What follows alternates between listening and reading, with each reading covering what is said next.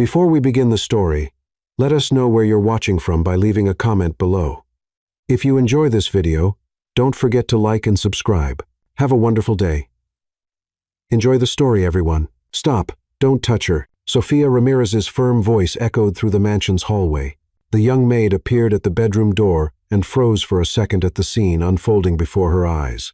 In the middle of the room, little Mia Thompson, only 5 years old, trembled while holding on to a worn teddy bear, her eyes full of tears and her breathing broken by sobs. In front of her, Cassandra Reed, the stepmother, was raising her hand to close the door, as if she wanted to lock the child inside. "You'll stay here until you learn not to defy me. Do you hear?" Cassandra's voice was full of anger. Sofia took a few steps forward, instinctively placing herself between Mia and Cassandra. "That's enough." She raised her arms, shielding the girl with her own body. "That's not how you treat a child." Cassandra widened her eyes, surprised at the boldness of the newly hired maid. Then she gave a cynical smile. "Well, what a scene," she said mockingly. "Who do you think you are, interfering with how I raise my stepdaughter?" Sofia didn't back down. She felt Mia's tiny hands clutching the edge of her apron and quickly bent down to hug the girl, giving her a sense of safety. "I may not be important here," she answered firmly, "but I know cowardice when I see it." The air grew tense. Cassandra stepped closer, ready to argue when the bedroom door opened. James Thompson appeared in the doorway. His expression was stern, but his eyes showed a trace of confusion. "What's going on here?" Cassandra spoke first, turning dramatically toward him. "Thank God you're here," she exclaimed, placing her hand on her chest as if she had just faced a big scare. "This maid barged into the room and frightened Mia. I was trying to calm her when she came in acting crazy." Sofia stood up, still keeping Mia behind her, and tried to explain, "That's not true. I heard shouting and found Cassandra trying to lock the girl inside the room." "Outrageous lie!" Cassandra interrupted, her eyes flashing with anger. "You're just trying to slander me so you look like a good Samaritan." James looked at both of them, taking in their words carefully. For a moment, his eyes lingered on Mia, still hiding behind Sofia's legs, clinging to her as if she were her only protection. But before responding, he let out a deep breath and spoke in a controlled tone. "Enough. I don't want any more scenes in my house." Cassandra gave a satisfied look, believing she had won the argument. Sofia, however, stood tall and kept holding the child's hand. James ran his hand through his hair, as if trying to organize his thoughts. "Sofia, take Mia to the garden. She needs to calm down." Sofia hesitated but obeyed. She took Mia's little hand and led her out, casting one last steady glance at Cassandra, who smiled arrogantly. As they went down the stairs, Mia tugged gently at Sofia's apron. "Don't leave me alone with her," she whispered, her eyes filled with tears. Sofia held her hand tighter. "I won't leave you, princess. I promise." From the top of the stairs, Cassandra watched with her arms crossed and a cold smile on her lips. And James, still standing at the bedroom door, kept his brow furrowed, torn between trusting Cassandra and the unsettling feeling that something was very wrong in the way Mia clung to that young maid she barely knew. In the mansion's back garden, Sofia sat on a stone bench beside Mia, who was still clutching her teddy bear tightly. The peaceful setting was a sharp contrast to the tension they had left behind. "It's all right now, princess," Sofia murmured, stroking the girl's blonde hair. "Out here, it's just you and me." Mia lifted her tearful eyes and whispered, "Why is Cassandra so mean to me?" Sofia sighed, choosing her words carefully. "Sometimes people become bitter when they can't find happiness. But that's not your fault, okay?" "She seems like an evil witch from a fairy tale," said Mia, making a face that drew a smile from Sofia.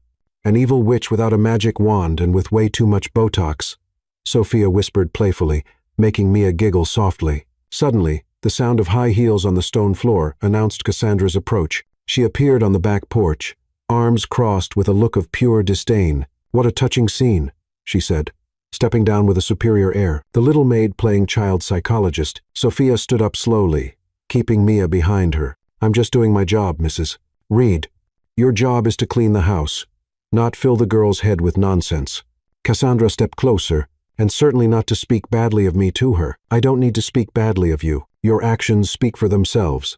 Cassandra narrowed her eyes. "Watch that sharp tongue. Maids like you are easily replaced." Sofia gave an ironic smile. "That must be why you've gone through so many maids this year. Or maybe they just realized that working here is like taking care of 2 children instead of 1. Mia let out a little giggle, covering her mouth with her tiny hands. Cassandra turned red with anger. How dare you? Dare what? Tell the truth. Sophia feigned innocence. Sorry, I forgot that in this house the truth is a luxury not everyone can afford. You're fired. Cassandra shouted. You can't fire me. Sophia replied calmly. Mr. Thompson is the one who hired me, and as far as I know, he's still the owner of this house. At that moment, Mia stepped out from behind Sophia, and looking straight at Cassandra, said clearly, You're a wicked witch. The silence that followed was broken by Sophia's laughter, which she couldn't hold back. Cassandra was left speechless, clearly not expecting a 5-year-old to confront her that way. Mia Thompson, Cassandra managed to stammer, You cannot speak to me like that. Why not? Mia crossed her little arms, unconsciously imitating Sophia's posture. Sophia said we should always tell the truth. Sophia crouched down and whispered in Mia's ear, How about we go have a snack? I think I smell pancakes. Pancakes? Mia's eyes lit up for the first time that day. The two of them headed to the kitchen, leaving Cassandra standing in the garden, trembling with rage and still processing what had just happened. In the kitchen, Sophia opened the fridge and started taking out ingredients. Do you know how to make pancakes? Mia asked, sitting on the high stool.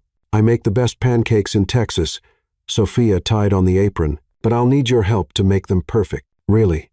Mia clapped her hands. What can I do? You can be my official assistant chef. First, let's crack these eggs. Sophia placed 2 eggs in front of Mia and patiently showed her how to break them without making too much of a mess. When a small piece of shell fell into the bowl, Sophia made an exaggerated face. Oops, looks like this egg was wearing a helmet. Mia laughed so hard, she almost fell off the stool.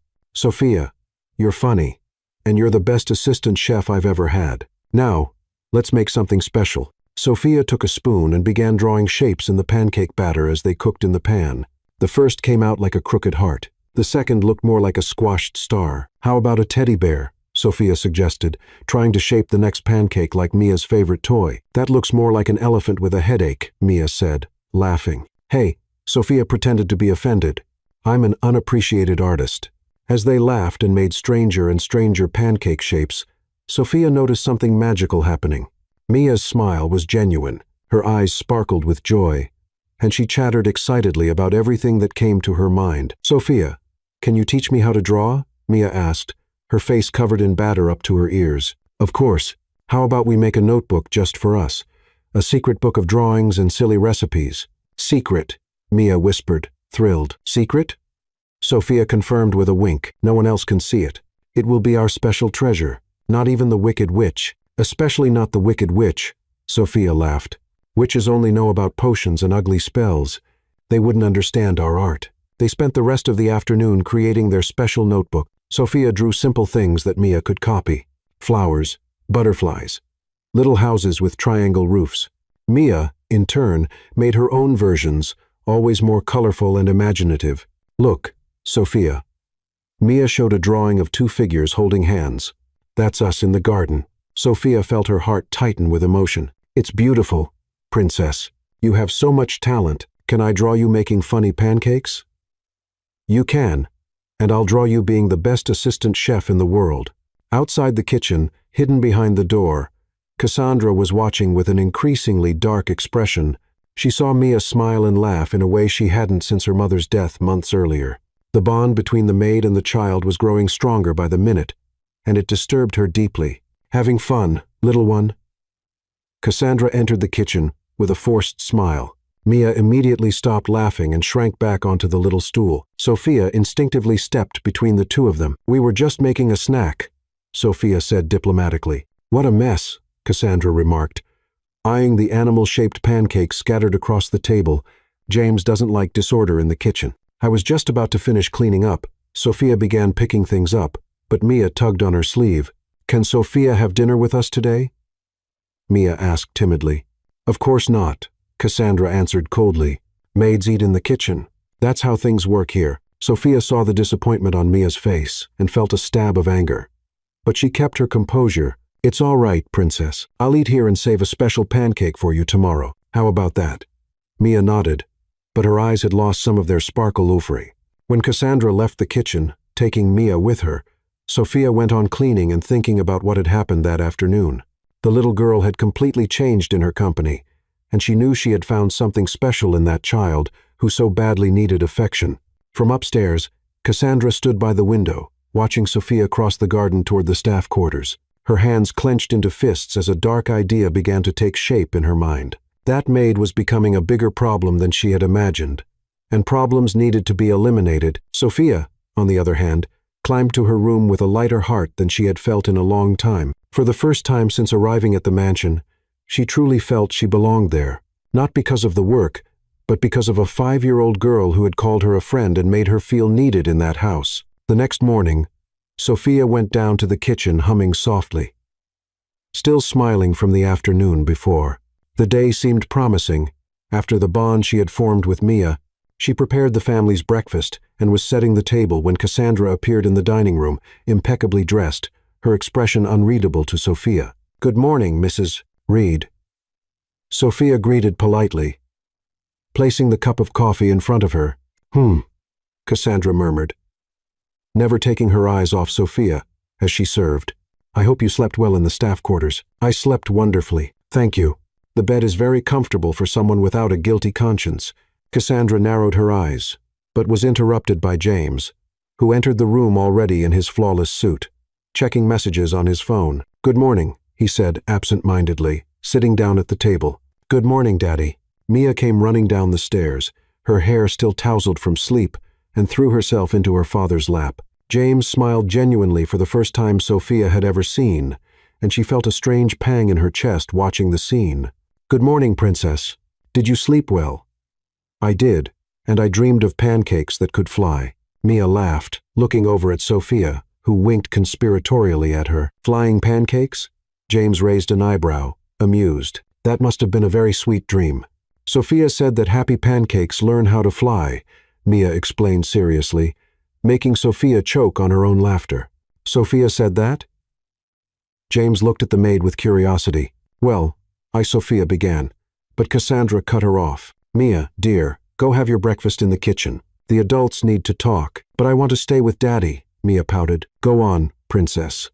James kissed her forehead. "We'll play later." Mia left reluctantly, not without waving to Sophia first. As soon as the little girl disappeared, Cassandra rose from the table with a dramatic expression. "James, I need to talk to you about something very serious." Sophia kept arranging the table, pretending not to listen, though all her senses were on alert. "What is it?" James asked, sipping his coffee. "It's about," Cassandra paused theatrically, "your mother's crystal vase." Sophia froze. "What crystal vase? What about it?" James frowned. "Well," Cassandra sighed heavily, "I didn't want to upset you. But last night, when I went to check that everything was in order in the living room, I found it broken on the floor." Sophia turned abruptly. "What do you mean broken? I cleaned that room yesterday, and it was perfectly fine." "Of course. You'll deny it." Cassandra feigned sadness, but the evidence speaks for itself. James stood up, his expression serious. "Show me this vase." The three of them walked to the living room. On the floor, right under the table where the crystal vase usually sat, shards were scattered, and Sophia's eyes widened. Some of the pieces still had house dust stuck to them. "This is a setup," Sophia burst out. "I didn't break any vase, Sophia." Cassandra said in a condescending tone, "I know it must be hard to admit a mistake, but accidents happen. What matters is taking responsibility." "Responsibility?" Sophia let out a bitter laugh. "The only responsibility I see here is yours for staging this poorly done act. How dare you accuse me?" Cassandra placed a hand on her chest, pretending to be offended. "Oh, it's very simple." Sophia crossed her arms. "First, because I cleaned this room yesterday at 5:00 the afternoon, and the vase was perfectly fine. Second, because there's cleaning powder stuck to the shards, which means someone broke a clean vase on purpose. And third, she pointed to the floor, because this person was so clever, they forgot to sweep up the powder that fell when the vase broke." James looked at the floor, and indeed, there was a small pile of cleaning powder right next to the shards. That must have fallen while she was cleaning," Cassandra stammered. "Of course," Sophia laughed ironically, "because I'm the kind of person who cleans vases on the inside, too, right? If the vase was that expensive, it should have come with a bulletproof vest against clumsy stepmothers." "Sophia," Cassandra's face turned red. "How dare you?" I dare because it's as clear as day that you staged this whole situation. What I don't understand is why." James remained silent, watching the two women closely. His eyes moved from the shards on the floor to the cleaning powder, then to their expressions. "Maybe," Sophia continued with a sly smile, "you broke the vase by accident, and now you're trying to blame me. It happens in the best of families, especially when someone wears 6-inch heels and can't walk straight." "I don't wear 6-inch heels," Cassandra protested automatically, then realized she had taken the bait. "Oh, don't you?" Sophia pretended to be surprised. "I thought it was just compensation for something. Height, maybe." James coughed, hiding what might have been a laugh. "Enough," he said at last. "Someone broke the vase. What matters now is cleaning up this mess." "But James," Cassandra insisted, "aren't you going to fire her? She destroyed a family heirloom." "I didn't destroy anything," Sophia shot back. "And if you want me fired so badly, why don't you just admit it's because you can't stand seeing Mia happy? That's ridiculous." "Ridiculous is an adult being jealous of a maid because a child likes her," Sophia said firmly. "But relax. This isn't a competition. You are never a match anyway." Cassandra was left speechless for a moment, her mouth opening and closing like a fish out of water. "James," she finally managed to say, "are you going to let her speak to me like this?" James ran a hand through his hair, visibly tired. "Sophia, please clean this up. Cassandra, come with me. We need to talk."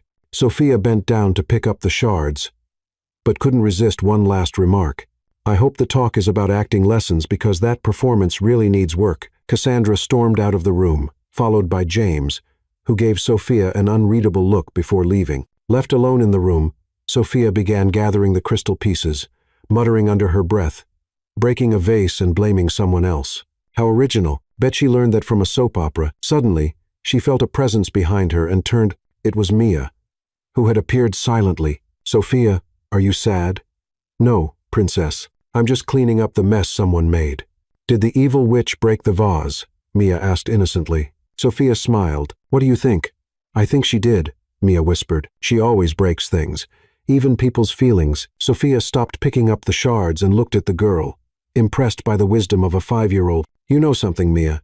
You're smarter than a lot of adults out there. That's because I pay attention."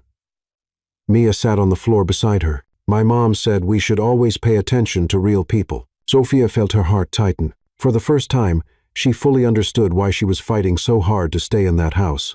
It wasn't just a job. It was a mission. "Your mother was a very wise woman," she said softly. "You're like her," Mia smiled. "She protected people, too." From the hallway, raised voices could be heard. James and Cassandra were arguing, and although Sophia couldn't make out the words, the tone made it clear the conversation wasn't going the way Cassandra expected. "Come on, princess." Sophia held out her hand to Mia. "How about we go make some pancakes that don't fly? I need something solid after so much fantasy around here." Mia giggled and took her hand, and the two of them headed to the kitchen, leaving behind the shards of the vase and the pieces of Cassandra's poorly planned scheme. The next morning, James came down for breakfast, looking more relaxed than Sophia had seen him in days. Mia ran to him as she always did, but this time she was holding something different in her hands. "Daddy, look." She waved a colorful drawing. "Sophia taught me how to draw bicycles." James took the paper and studied the drawing.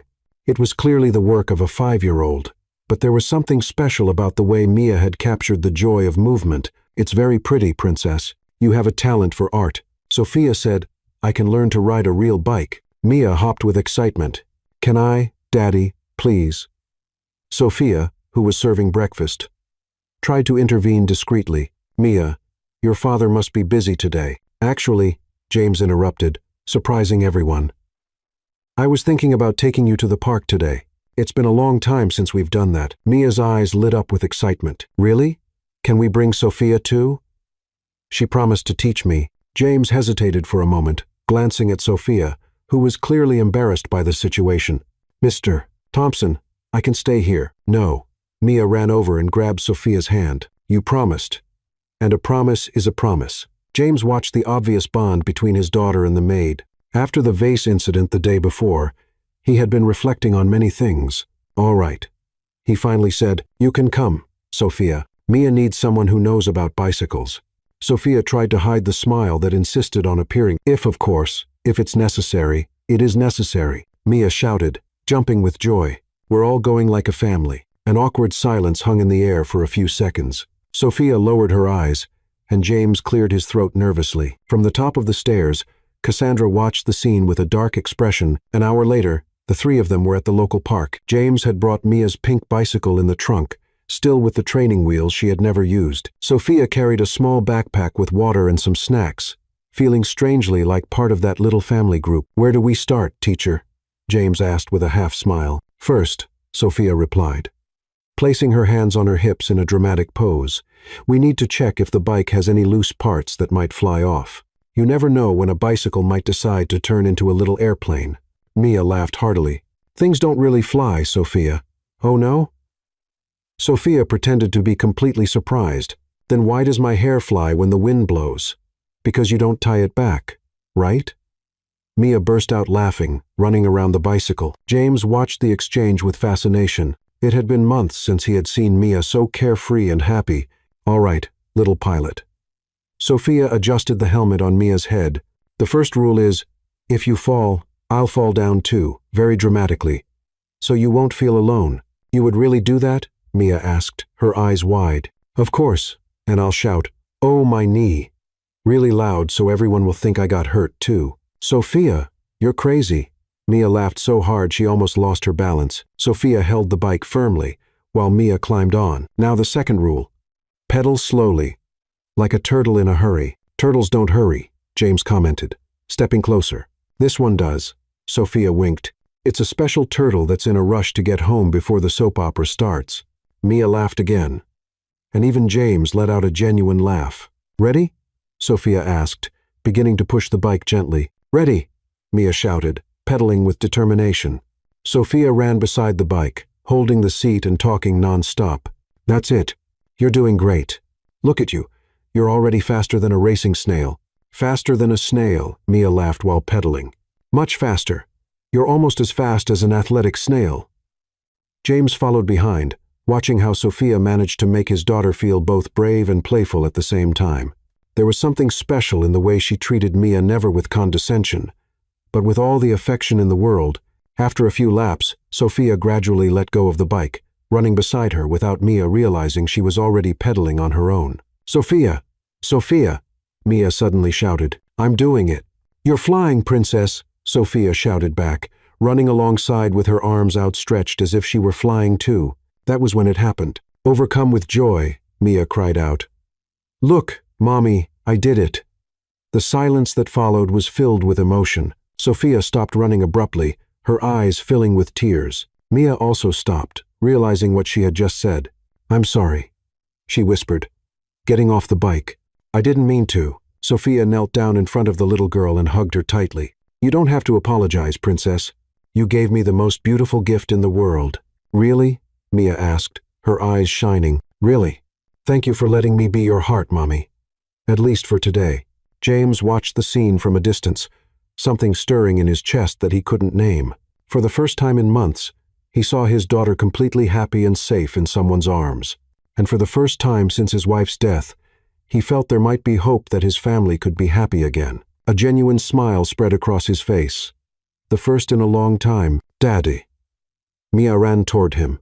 "Did you see? I rode the bike all by myself." "I did, princess." He lifted her into his arms. "I'm very proud of you." "Sophia is the best teacher in the world," Mia declared, waving at Sophia, who was still kneeling on the grass, discreetly wiping her eyes. "Looks like she is," James agreed, looking at Sophia with a new expression in his eyes. Sophia stood and came closer, still a little embarrassed by the moment. She got the hang of it so quickly. "Mia is a very brave girl. She takes after her mother," James said softly, and Sophia noticed there was no sadness in his voice, only tenderness for the memory. "Can I ride a little more?" Mia asked. "Of course, princess, but slowly." "All right." While Mia pedaled in circles around the park, Sophia and James sat on a nearby bench. The silence between them wasn't uncomfortable, but full of unspoken things. "Thank you," James said at last. "For what?" "For making my daughter smile again. I hadn't seen her like this in months." Sophia didn't know how to respond, so they just sat there watching Mia play with a genuine happiness that seemed to spread to everyone around her. On the other side of the park, behind a large tree, Cassandra watched the whole scene with clenched fists and a face twisted with anger. She saw James smiling for the first time in months, saw Mia treating the maid as if she were her mother, and felt every moment like a stab in her plans. When she heard Mia call Sophia Mommy, she nearly screamed in frustration. When she saw James looking at Sophia with admiration, her blood boiled, and when she witnessed the three of them laughing together like a perfect family, she knew she had to act quickly and decisively. She turned her back on the park and walked toward the car, her mind already working on a new plan. This time, there would be no room for mistakes. Sofia Ramirez had to be out of their lives, and she knew exactly how to make it happen. In the park, unaware of the storm that was brewing, James, Sophia, and Mia kept enjoying the happiest day they'd had in a long time. In the days that followed the outing at the park, the atmosphere in the Thompson mansion had subtly changed. James seemed more present at meals, Mia hummed through the hallways, and even Sophia found herself whistling while cleaning the house. It was as if a ray of sunlight had finally broken through the windows of that home. But not everyone was enjoying this new harmony. Cassandra watched every interaction between James, Sophia, and Mia with growing irritation. The scene in the park had been the last straw. Seeing James truly smile for the first time in months, seeing Mia call that maid mommy, was more than she could bear. On Tuesday morning, while Sophia played with Mia in the garden and James worked in his office, Cassandra set her plan in motion. She waited until Sophia went upstairs to arrange the bedrooms, then walked quietly into James's office. "Darling," she said, knocking softly on the door, "I need to talk to you about something urgent." James looked up from the documents he was reviewing. "What is it, Cassandra?" "I'm a bit busy here." "That's exactly what it's about." She approached his desk. "Did you leave some important contracts here last night?" "Yes, I did. The merger contracts with the Seattle company." "Why?" Cassandra put on a worried expression. "Well, they're not here anymore." James frowned and looked at the desk, then at the drawers. "What do you mean they're not here?" "I left them right here on top of the desk last night." "I know, dear. I saw when you left the office yesterday evening. But this morning," she paused dramatically, "there's no sign of them." James began shuffling through the papers on the desk, then opened drawers, searching frantically. "This doesn't make any sense. Those documents are extremely confidential. They're worth millions." "James," Cassandra said cautiously, "I need to tell you something, but I don't want you to think badly of me for bringing it up." "What is it?" "Last night, when I went downstairs to get a glass of water, I saw Sophia leaving this office." James stopped searching and looked directly at her. "Sophia was in my office? Are you sure?" "Absolutely. She seemed nervous when she saw me. She said she was just checking if everything was in order for today's cleaning." But Cassandra let the sentence hang in the air. "But what, James? I don't want to accuse anyone unfairly, but she seemed very interested in your safe. She spent quite some time looking at it." James's blood ran cold. That safe held not only money, but extremely important company documents, passwords, access codes. "Are you sure about what you're saying, Cassandra?" "I am. And there's one more thing." She hesitated theatrically. "I spoke with Margaret, the neighbor. She mentioned she saw Sophia talking to a strange man at the entrance of the property the day before yesterday. It may be nothing," but James stood up abruptly. "Call Sophia here now." Cassandra left the office with a disguised smile on her lips. A few minutes later, Sophia appeared at the door, still wearing her apron stained with garden soil. "You wanted to see me, sir." "Sit down, Sophia." Something in James's tone made Sophia realize there was trouble. She sat in the chair across from his desk, her hands clasped in her lap. "Sophia, some very important documents are missing from my office." "Missing?" she asked, genuinely surprised. "What kind of documents?" "Confidential contracts that were on this desk last night. Cassandra said she saw you leaving this office yesterday." Sophia's eyes widened. "I didn't come into this office last night, Mr. Thompson. Not last night, not ever, except to clean when you're present." "Sophia," James said seriously, "this is a very serious accusation.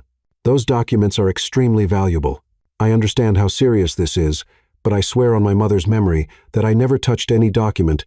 Sophia stood up, visibly shaken. "Do you really believe I would steal anything from this house?" "I don't know what to believe anymore," James admitted, running a hand through his hair. "But the facts are, the documents are gone. And you were seen in my office."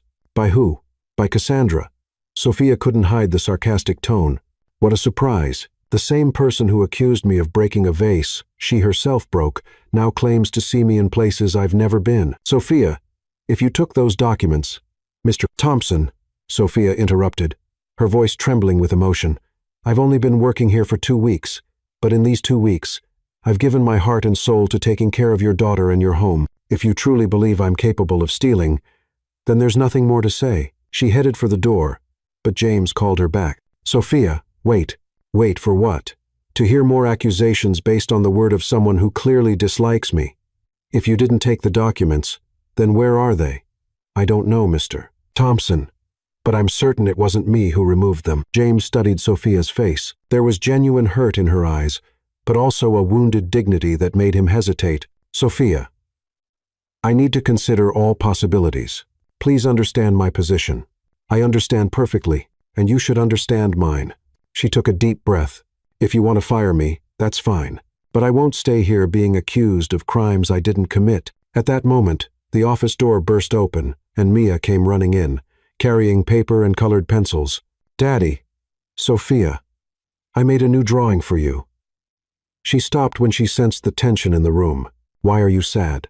James and Sophia exchanged uneasy looks. Sophia crouched down to the girl's level. We're not sad, Princess. Just talking about grown-up things. Can I show you my drawing? Of course you can, Sophia said. Though her voice trembled a little, Mia held out the paper. It was a typical child's drawing, but what it showed was unmistakable. A tall figure with dark hair yelling at a small figure who was crying. In the corner of the paper, there was a third, smaller figure with light hair who seemed to be protecting the crying child. Who are these people, Mia? James asked gently. That's me. Mia pointed to the small, crying figure. That's the evil witch yelling at me. She pointed to the tall figure. And that's Sophia protecting me. James looked closer at the drawing. The figure representing Cassandra had very specific features. Long hair, high heels, and a clearly angry expression. When did this happen, Princess? Last night, Mia said naturally. The evil witch was yelling at me because I spilled juice on the table. But Sophia came and told her to stop. Sophia and James exchanged glances. James realized that if Sophia had been protecting Mia in the garden or in the kitchen the night before, it would have been nearly impossible for her to be in his office at the same time. Mia, James said carefully, where were you when this happened? In the kitchen. I was having dinner. James remembered that he had eaten out the night before. Cassandra had told him Sophia was in his office. But if Mia had been in the kitchen with her, what time was that, Princess? After the cartoon ended on TV, Mia answered, The cartoon ends at 8:30. Right. Sophia? Sophia nodded, still confused about where this conversation was leading. James felt a twinge of suspicion growing in his chest, but this time it wasn't directed at Sophia. Mia, can you go play outside while Sophia and I finish talking? Can I stay? I like it when you two talk. You both seem happy after. Not today, Princess. But I'll call you in a little while. All right. Mia left reluctantly, but not before giving Sophia a hug and whispering, Don't be sad, Sophia. I'll protect you, too. Once they were alone again, James kept staring at the drawing. Sophia, if you were in the kitchen with Mia at 8:30 last night, you can check with Mia as many times as you want, Sophia said firmly. We were having dinner together. In fact, I can even show you the dishes I washed. Mia spilled grape juice on the tablecloth. It should still be soaking in the laundry room. James stood up and walked to the window. His mind was processing conflicting information. Why would Cassandra lie about seeing you in my office? That's a question you should ask her, not me, Sophia replied. But I can offer a suggestion, maybe because she's wanted to fire me since the very first day I arrived here. James turned and looked directly at Sophia. Why would she want to fire you? Sophia hesitated, then decided to be completely honest. Because Mia likes me, and that bothers her. James was silent for a long moment. Then, as if making a decision, he began searching systematically through all the drawers of his desk. Mr. Thompson, what are you doing? Looking for those documents, he answered. Opening the bottom right drawer, if someone hid them here in the office, he stopped abruptly. There were the contracts, carefully folded and placed under a pile of other papers in a drawer he rarely used. Sophia stepped closer and saw the documents. Are those the ones? James picked up the papers and examined them. They were intact, but definitely not where he had left them. Sophia, he said slowly, I owe you an apology. You don't have to. Yes, I do. Someone deliberately put these documents here and made me believe you had stolen them. Sophia felt a mix of relief and sadness. May I ask you something, Mr. Thompson? Of course. Did you really believe even for a moment, that I could steal something from this house. James looked into her eyes and saw the genuine hurt his accusations had caused. For a moment, yes, and I deeply regret it. Sophia nodded, but James could tell something had changed between them. The natural trust that had started to build had been shaken. Sophia, how can I make this right? She gave a sad smile. Not firing me without solid proof would be a good start. You have my word. At that moment, a knock on the door interrupted them. It was Cassandra. James, how did the conversation go? Did you two find out where the documents are? James looked at Cassandra with an expression she couldn't quite read. Yes, we did. They were in my drawer the whole time. In your drawer? Cassandra feigned surprise. How strange. Hadn't you already looked there? I had, James said slowly, but they weren't there last night when I looked the first time. A tense silence hung in the air. Sophia watched the exchange of glances between James and Cassandra, realizing that something important was happening. Well, Cassandra finally said, the important thing is that they've been found. We should celebrate that it wasn't anything serious. Yes, James agreed, but his tone was cold. We really should celebrate that it wasn't anything serious. Sophia understood the game had completely changed. James was beginning to see Cassandra in a different light, and she knew this was only the beginning of a deeper investigation he would carry out on his own. After the document incident, James couldn't stop thinking. For the rest of the morning, he quietly observed the interactions in his house with new eyes. There were details he had been ignoring, signs that now seemed obvious. Around noon, he decided to leave the office early. He wanted to spend more time with Mia, and he admitted to himself, to observe more closely the dynamics among the people living under his roof. When he arrived home, he heard raised voices coming from the living room. He immediately recognized Cassandra's shrill voice and crying. Mia was crying. James moved quietly down the hallway and stopped before entering, wanting to understand what was happening. How many times do I have to repeat myself? Cassandra's voice was full of impatience. You can't keep leaving your little toys all over the house. This isn't a daycare. I was just playing. Mia's small voice was trembling. I didn't make a mess. Of course you did. Look at this room. Dolls on the sofa, crayons on the floor, drawings spread out on the table. James frowned. That morning, before leaving, he had seen Mia playing calmly in the room, and she always took good care of her toys. Mia, Cassandra went on, her tone growing harder, you're becoming too spoiled. Your mother raised you with no limits. But with me, things are going to be different. Don't talk about my mom, Mia shouted for the first time. The sound of a slap echoed through the room, followed by louder crying. James felt his blood boil. He started toward the room, but stopped when he heard Sophia's voice. Stop right now. Sophia had come into the room like a storm. James saw her immediately step between Cassandra and Mia, lifting the little girl into her arms. How dare you hit her? Sophia was visibly furious. I didn't hit her. Cassandra lied shamelessly. I just touched her face to get her attention. Oh, so now a slap is a touch on the face. Sophia shot back sarcastically. What a creative vocabulary. I bet when you trip, you call it interpretive dance. You have no right to interfere with her education. Education? Sophia let out a bitter laugh. This is education. Yelling at a 5-year-old because she was playing in her own house? James watched, fascinated, as Sophia defended his daughter with the fierceness of a lioness. Sophia, you're overreacting. Cassandra tried to sound reasonable. Mia needs to learn discipline. Discipline is not the same as cruelty, Sophia replied, rocking Mia gently. And it definitely doesn't include hitting children. I didn't hit her. Of course not. And I'm the Queen of England. Sophia rolled her eyes. In fact, if I really were the Queen, you'd already be deported to a place far away from here. Mia let out a giggle through her tears, which made Sophia smile. There, Princess, you're better now. Want to tell me what happened? I was drawing at the table. Mia sobbed. And Cassandra said I was making a mess, but I wasn't. I always put my toys away. I know you do, Princess. You're the most organized little girl I know. Mia is lying, Cassandra insisted. The room was a mess. Sophia looked around. There were a few crayons on the table, an open notebook, and a doll on the sofa. Nothing anyone sensible would call a mess. Cassandra, Sophia said, with exaggerated patience. If this is a mess to you, I suggest you never set foot in a toy store. You might have a heart attack. Stop being sarcastic with me. I'm not being sarcastic. Sophia pretended complete innocence. I'm being educational. It's different. Sarcasm would be me saying that your definition of mess is as exaggerated as your fashion sense. James had to hide a laugh. Sophia had a unique way of diffusing tense situations with humor. You've crossed the line, Cassandra shouted. I've crossed the line? Sophia raised an eyebrow. You slapped a 5-year-old. But I'm the one crossing the line? Wow, I really need to recalibrate my moral compass. At that moment, James decided to step in. He walked firmly into the room, and everyone turned toward him. What is going on here? The silence that followed was heavy with tension. Cassandra was the first to speak. James, thank goodness you're here. Sophia has been extremely disrespectful to me. Disrespectful?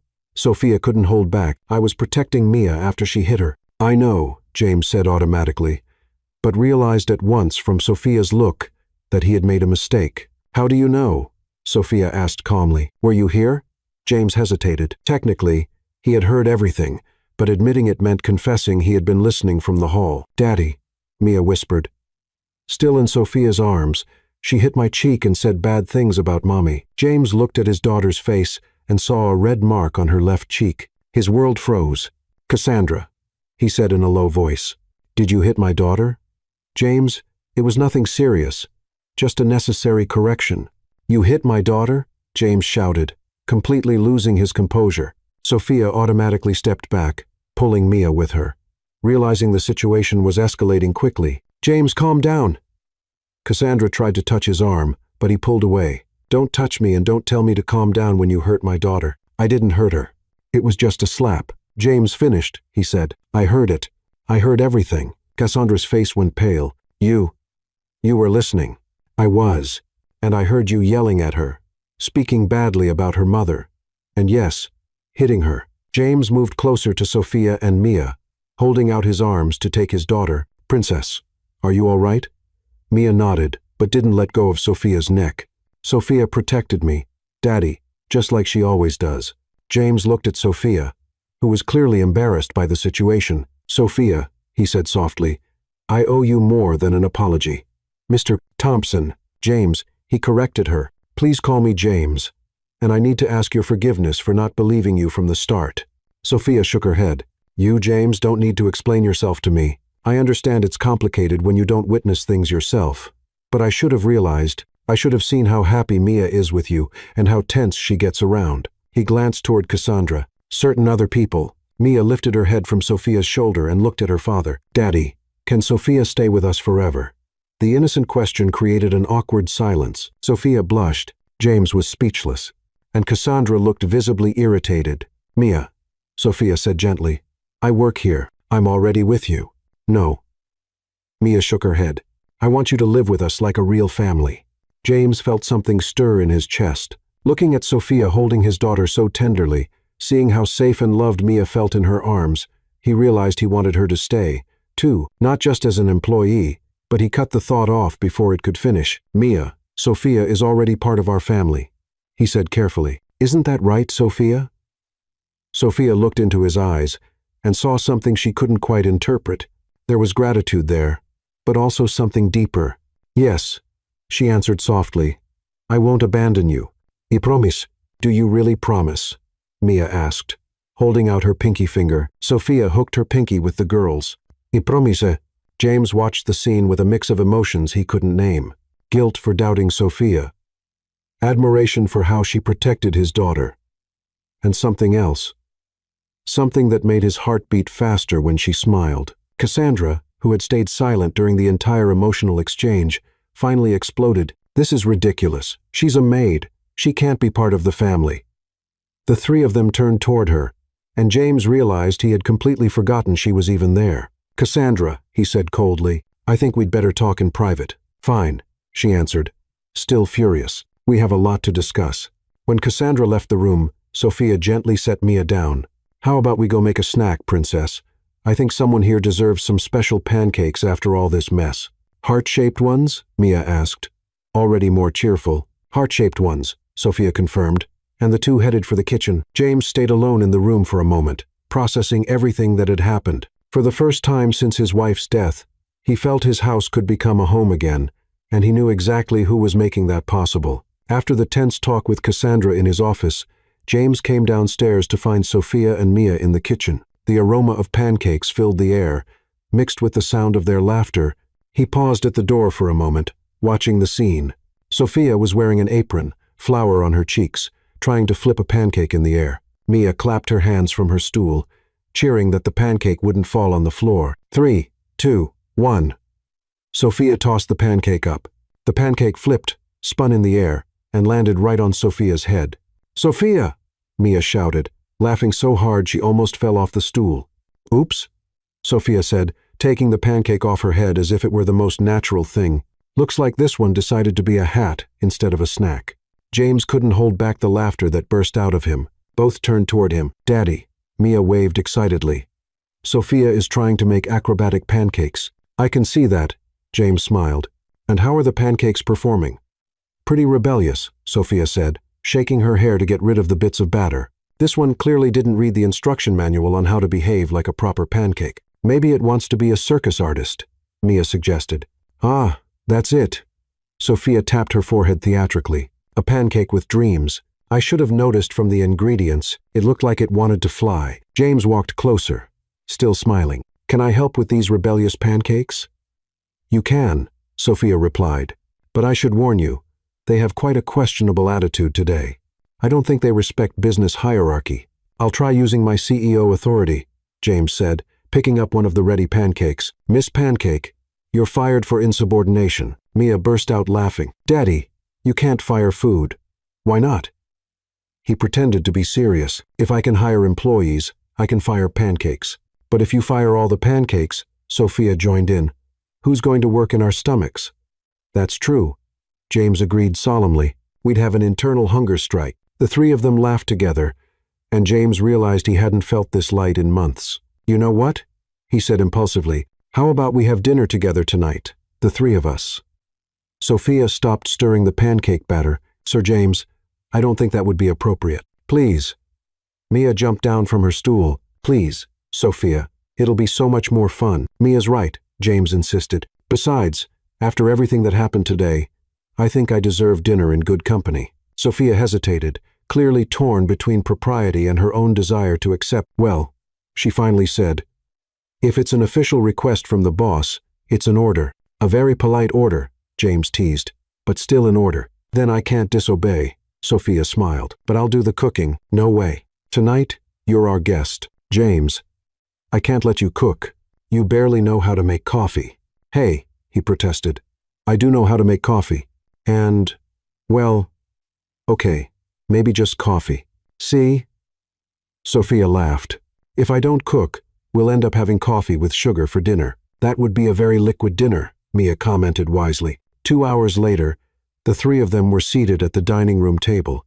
Sophia had prepared a simple but delicious dinner: roasted chicken with vegetables and mashed potatoes. James had insisted on using the fine china and lighting candles, turning the meal into a special event. "This chicken is amazing," James said, savoring every bite. "Where did you learn to cook like this?" "From my grandmother," Sophia answered. "She used to say food only tastes good when you cook it with love." "Secret ingredient number 1. And what's secret ingredient number 2? Mia asked curiously. "Music," Sophia winked. "I always cook while singing. Food likes rhythm." "Really?" James raised an eyebrow, amused. Of course, Sophia pretended to be offended. "Haven't you ever noticed how vegetables turn softer when you sing to them while cooking?" "I can't say I've ever tried talking to vegetables," James admitted. "Oh, you're missing some great conversations," Sophia said solemnly. "Carrots are excellent listeners, but onions are far too dramatic. They always make everyone cry." Mia laughed so hard she almost spilled her juice. "Sophia, you're the funniest person in the world." "Thank you, Princess.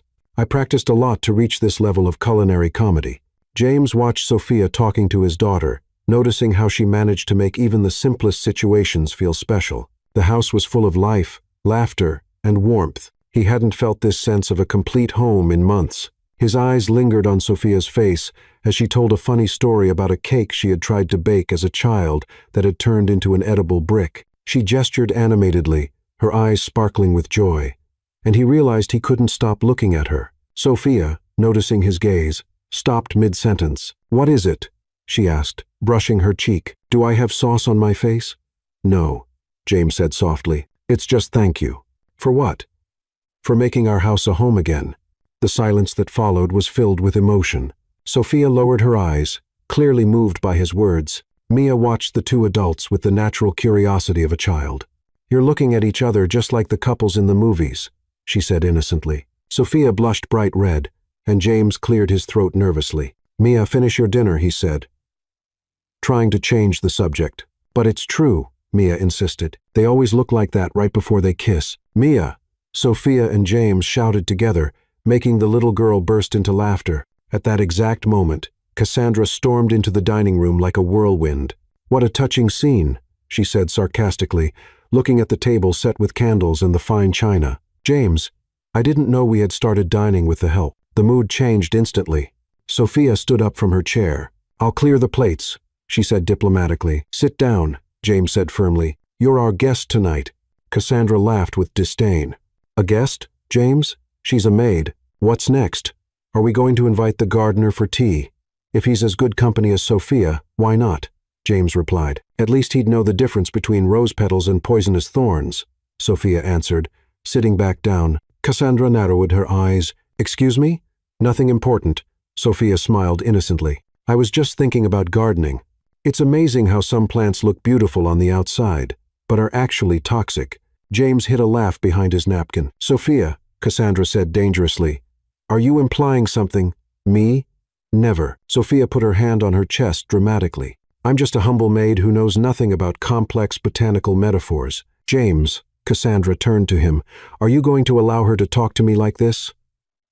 "Sophia didn't say anything wrong," James answered calmly. "She was only making a comment about plants." "Exactly," Sophia agreed. "By the way, Cassandra, did you know there are carnivorous plants that look pretty but devour everything that comes near them?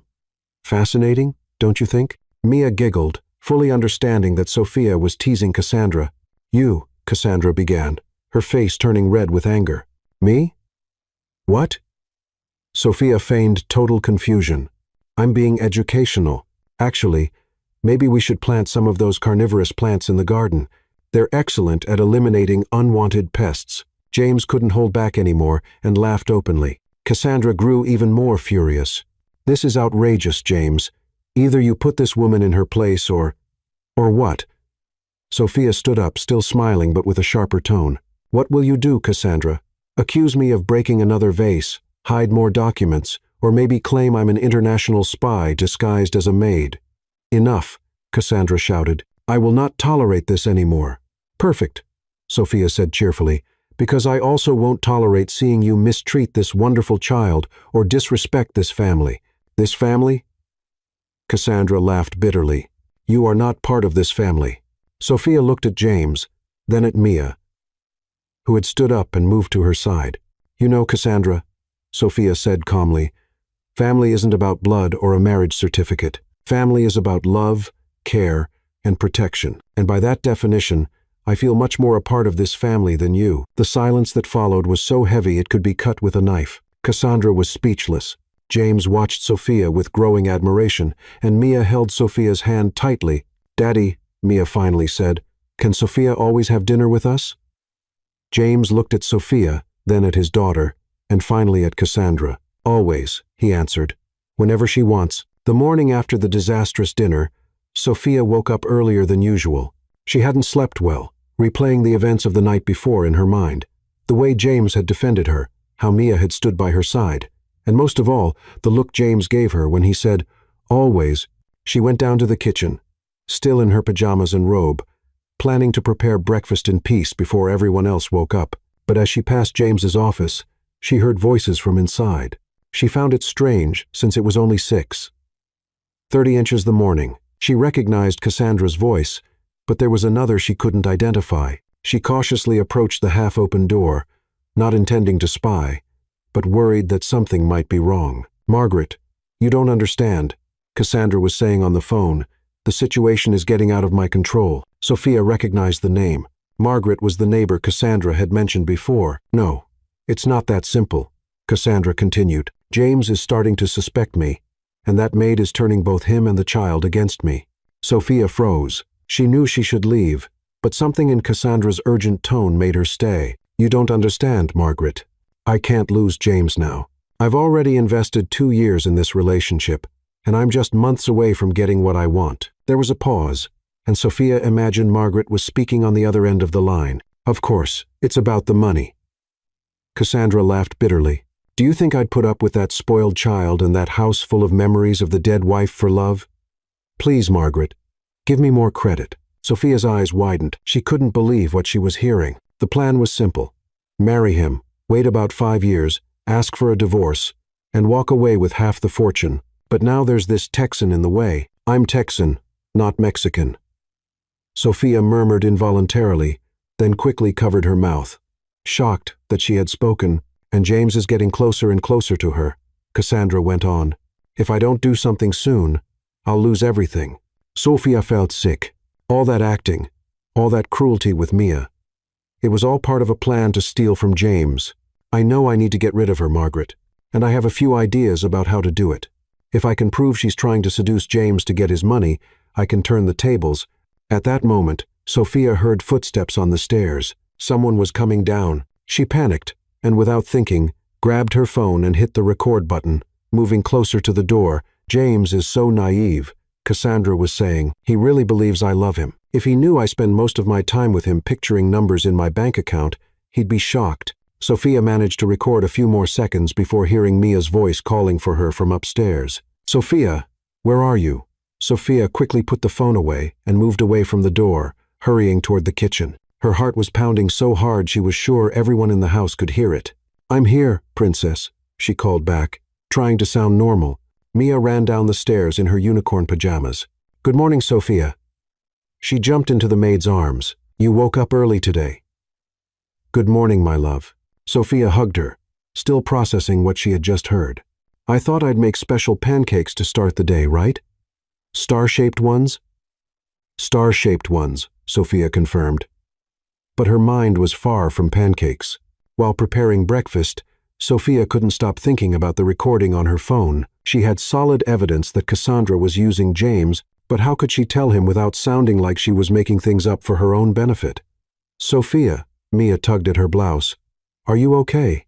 You seem a little strange today. I'm fine, princess. Just thinking about new recipes. Pancake recipes. Yes, pancake recipes. Sophia lied, stirring the batter automatically. James came down for breakfast a little later, already dressed for work. Good morning, girls, he said, kissing Mia's forehead and smiling at Sophia. How are you today? Fine, Sophia answered quickly, avoiding direct eye contact with him. Breakfast is ready. James noticed something was off in Sophia's behavior, but didn't comment. During breakfast, Sophia could hardly eat. She kept watching James play with Mia, being so loving and attentive, and her chest tightened.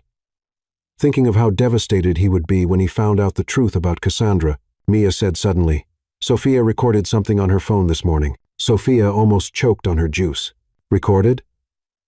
James looked curious. What did you record, Sophia? It wasn't anything important, she stammered. Just a recipe I heard on the radio. Can I hear it? Mia asked. I love it when you explain recipes. Mia, it's not interesting for children. Sophia tried to change the subject. Please. Mia gave her cutest look. Princess, let Sophia finish breakfast first. James intervened, noticing Sophia's discomfort. But Mia had already grabbed Sophia's phone from the table. Mia, no. Sophia stood up quickly, but it was too late. The girl had pressed play on the last recorded file. Cassandra's voice echoed through the kitchen. Of course. It's for the money. Do you think I would put up with that spoiled child and that house full of memories of his late wife for love? James froze, his fork suspended in the air. Sophia quickly snatched the phone and stopped the recording, but the damage was done. What was that? James asked slowly. James, I can explain, Sophia began. Desperate. That was Cassandra talking, Mia said innocently. She was talking about money. James looked at Sophia, then at Mia, then back at Sophia. You recorded Cassandra talking about money? Sophia let out a heavy sigh. There was no more hiding. It wasn't on purpose. I came downstairs early and heard her talking on the phone. When I realized what the conversation was about, I recorded it because I thought you should know the truth. What truth? Sophia hesitated, glancing at Mia. Princess, how about you go play in the garden for a little while? But I want to stay.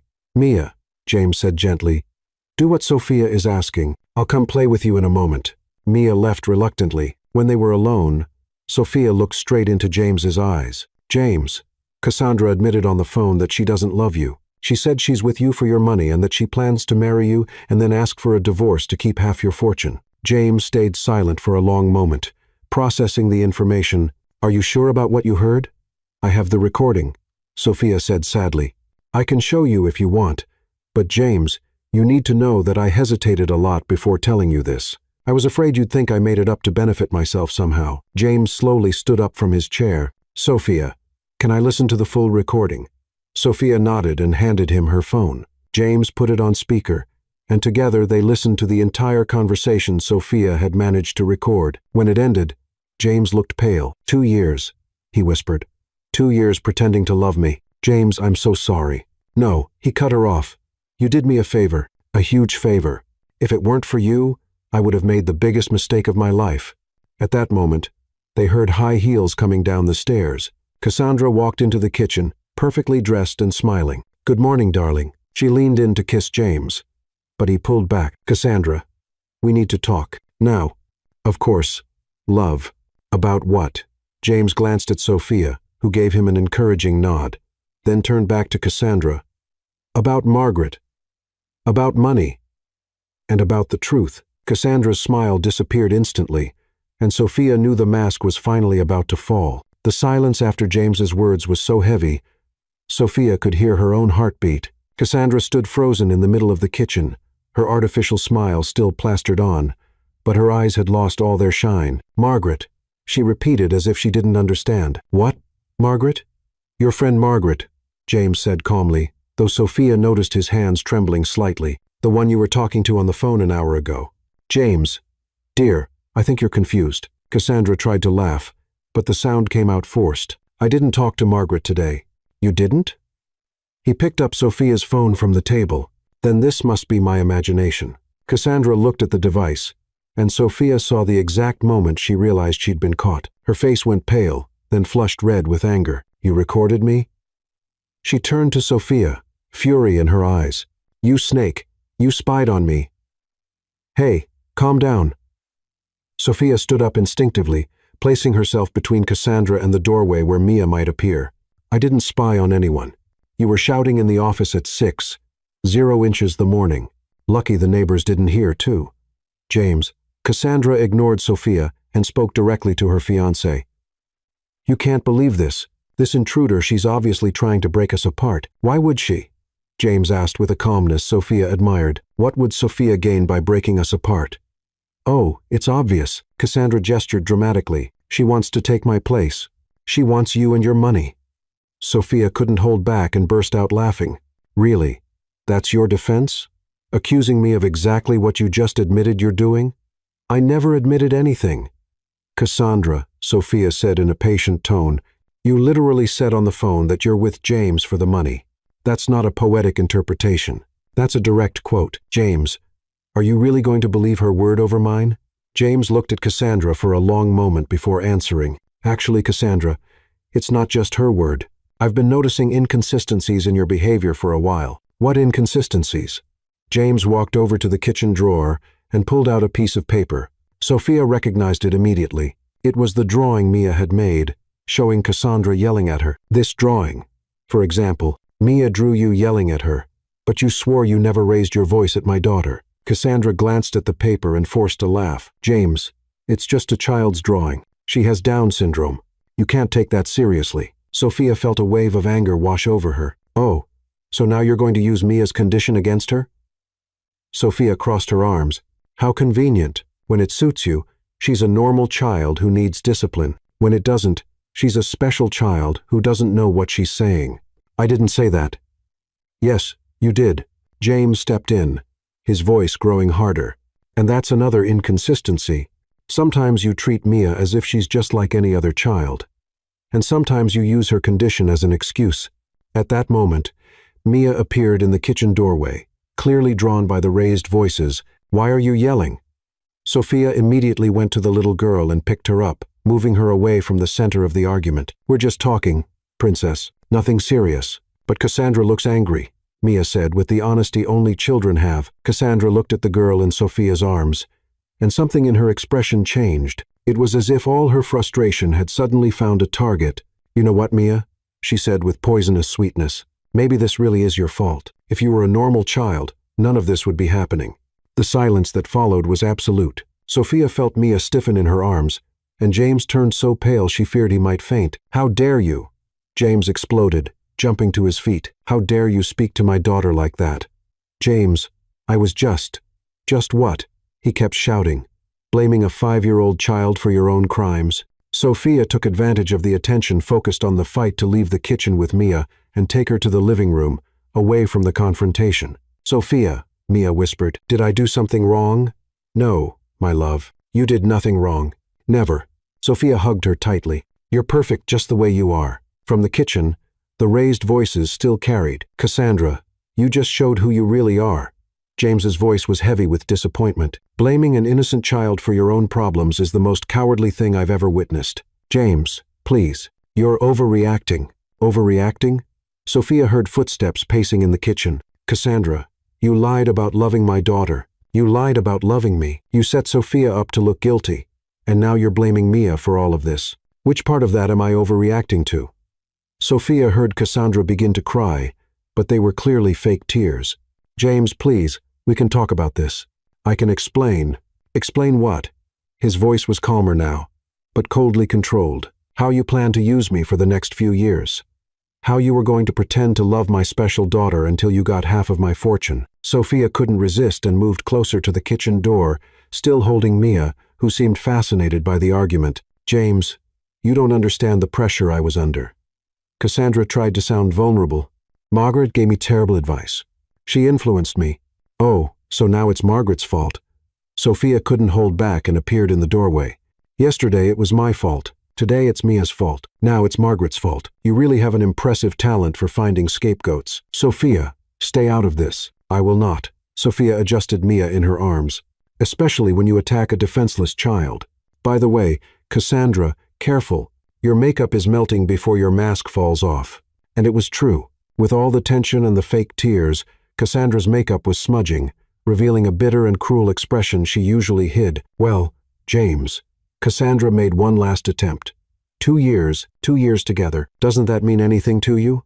"Of course it does," James replied. "It means 2 years of my life wasted on someone who completely deceived me, and you're throwing it all away because of a Texan maid." First of all, Sophia cut in cheerfully, "I'm Texan, not Mexican. Second, even if I were, what would be the problem? And third, he's not throwing anything away. He's taking out the trash." Mia let out a little giggle in Sophia's arms, which made Cassandra even angrier. "Even the child is laughing at me." "The child has a name," James said coldly, "and she's laughing because Sophia makes her happy. Something you are never able to do." Cassandra looked around the kitchen as if searching for something to break or throw, but James anticipated her reaction. "Cassandra, I want you out of my house. Now." "What?" "You heard me? Pack your things and leave today." "James, you can't be serious." "I've never been more serious in my life." He crossed his arms. "And before you ask, no, we're not taking a break, to think things over. We're not talking again once things calm down. It's over, Cassandra. Forever." Sophia watched the scene with a mix of satisfaction and pity. Satisfaction at seeing the truth finally come out and pity for James having to go through that kind of disappointment. "You'll regret this, James Thompson," Cassandra said with venom in her voice, "when you find out who this Texan really is." Texan. Sophia and Mia shouted together, making James smile for the first time that morning. "When you find out," Cassandra went on, ignoring the interruption, "you'll beg me to come back." "I doubt that very much," Sophia commented, "but if it does happen, you can be sure I'll record it too. For educational purposes, of course." James couldn't hold back the laugh that escaped, and that seemed to be the last straw for Cassandra. "You'll all regret this," she shouted, storming out of the kitchen. Half an hour later, they heard the front door slam, followed by the sound of a car speeding out of the garage. James sank heavily into a kitchen chair, running his hands over his face. "It's over," he said simply. Sophia came closer, still holding Mia in her arms. "How are you feeling?" "Relieved," he admitted. "Very relieved and very grateful." "Daddy?" Mia asked shyly. "Did the wicked witch go away forever?" James smiled and opened his arms to his daughter. Yes, princess, forever. Yay. Mia jumped from Sophia's lap into her father's arms. Now we can be happy. Sophia watched father and daughter hug, and her heart warmed. At last, that house could become the happy home James and Mia deserved. In the weeks that followed Cassandra's departure, the Thompson mansion slowly turned into a real home. Laughter echoed through the halls.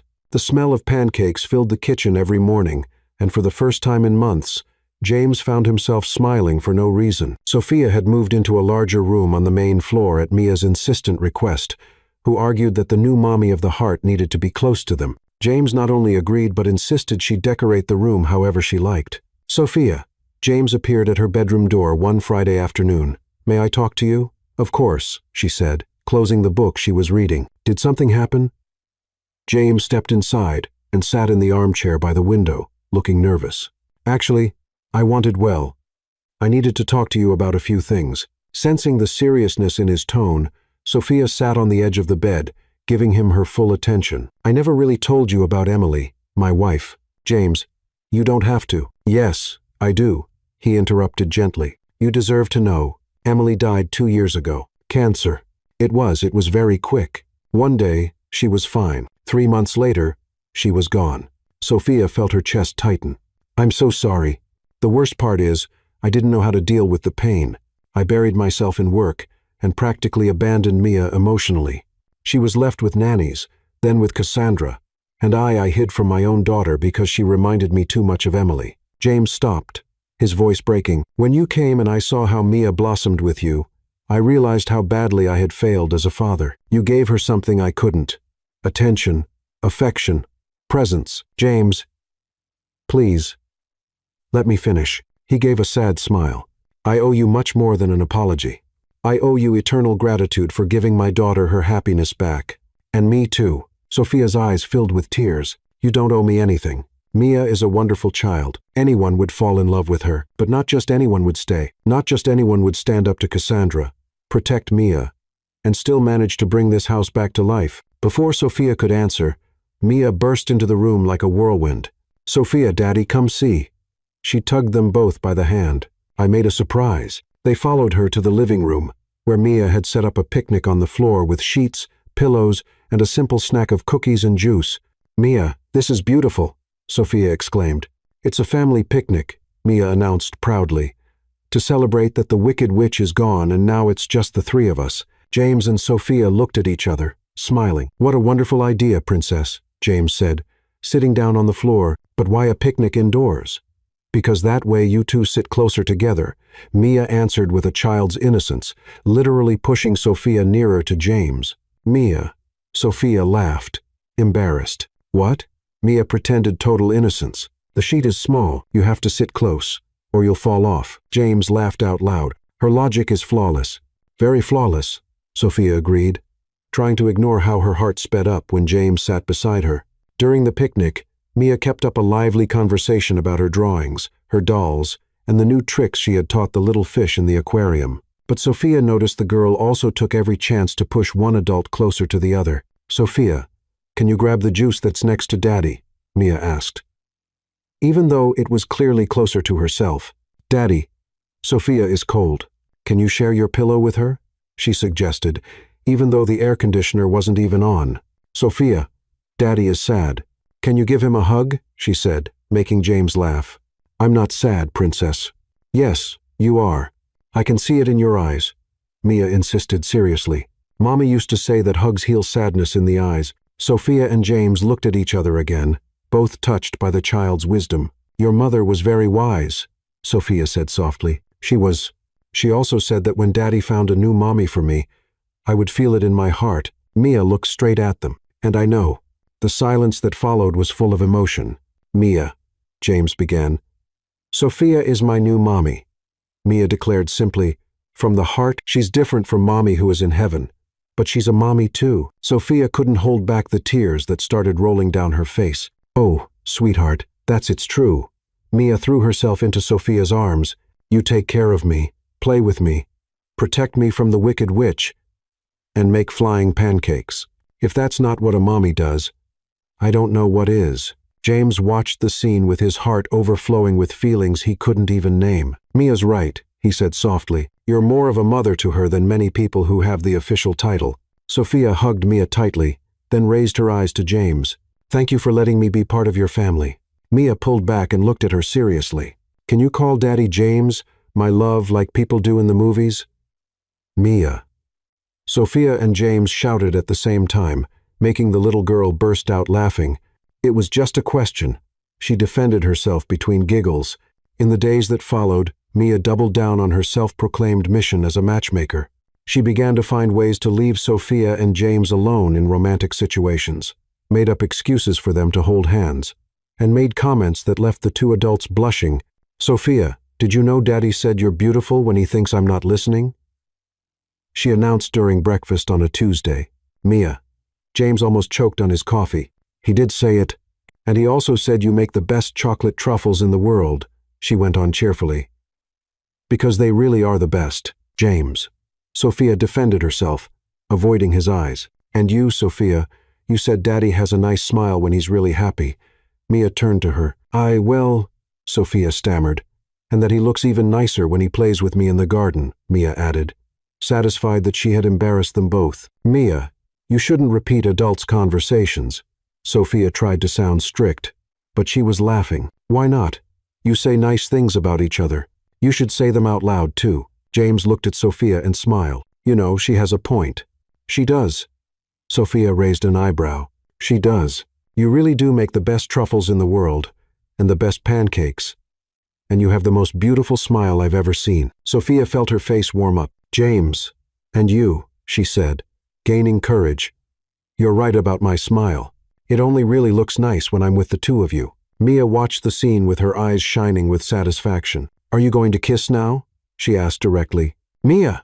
they both shouted again, but this time they were laughing too. "It was just a scientific question," she protested. "In movies, they always kiss after saying such nice things." James looked at Sophia, who was trying to hide her laughter behind her hand. "You know, she's not wrong about the movies," he said softly. "She's not," Sophia agreed, her heart racing. They leaned in slowly, aware that Mia was watching them like a film critic.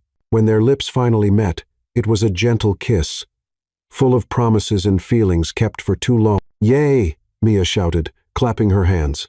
"Finally! Now, are you official boyfriend and girlfriend?" James and Sophia pulled apart, laughing. "Mia," James said, still holding Sophia's hand, "would you like it if I asked Sophia to be my girlfriend?" "I'd love it." She jumped out of her chair. "Sophia, will you be my daddy's girlfriend? He's really nice and makes great coffee."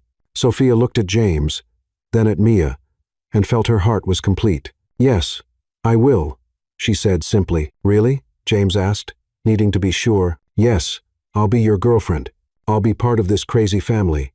And I'll be Mia's mommy from the heart forever." "Hooray!" Mia cried, running to hug them both. "Now we're a real family." And as the three of them embraced in the sunlit kitchen that Tuesday morning, Sophia knew she had finally found her place in the world. 6 months after officially becoming a couple, life at the Thompson mansion had settled into a happy and chaotic routine. Sophia had learned that James left socks scattered around the bedroom, that he sang 80-second songs in the shower, and that he had the peculiar habit of making funny faces at Mia during breakfast.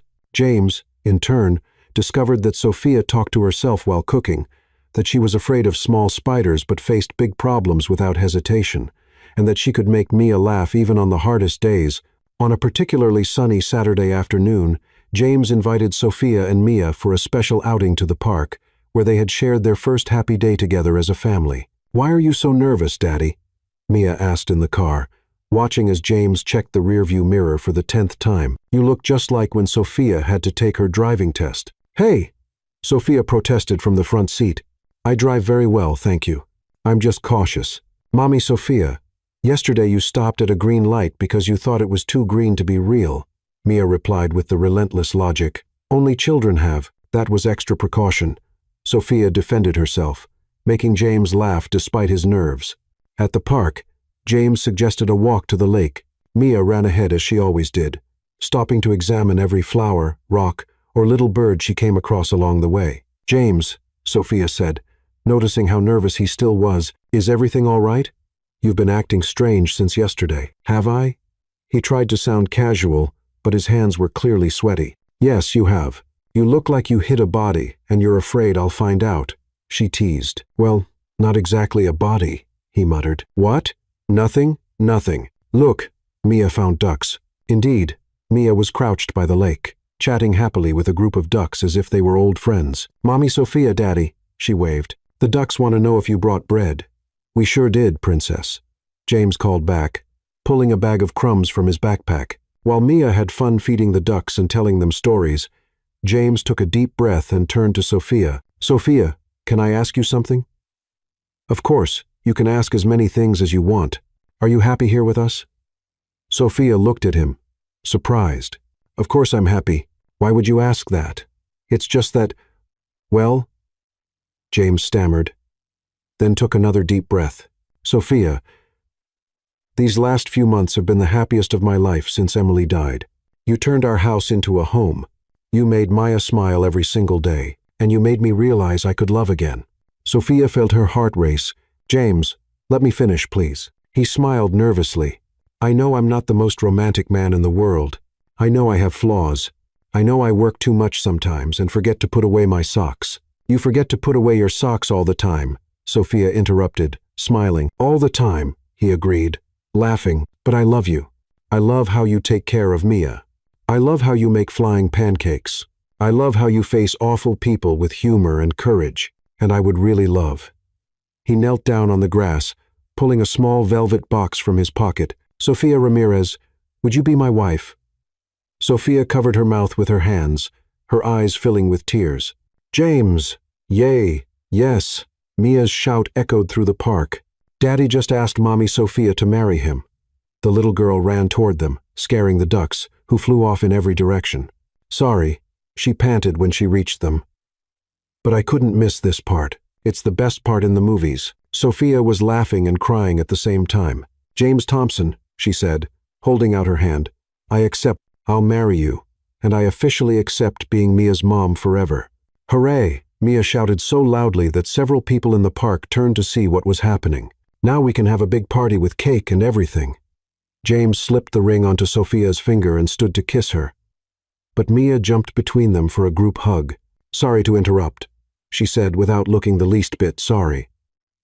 But I helped plan this surprise, and I want my hug too. 3 months later, on a golden spring morning, the small local church was decorated with simple flowers and filled with people who truly mattered. There weren't hundreds of guests, just close friends, a few of James's co-workers, and the small family Sophia had built over the years. Sophia wore a simple but elegant dress, holding a bouquet of daisies, Mia's favorite flowers. James waited for her at the altar, more handsome than she had ever seen him, with a smile that lit up his whole face. But the absolute star of the ceremony was Mia, who carried the rings on a small satin pillow, walking down the aisle with the seriousness of someone holding the most precious treasure in the world. Careful not to drop it, she whispered to herself, focused on her mission.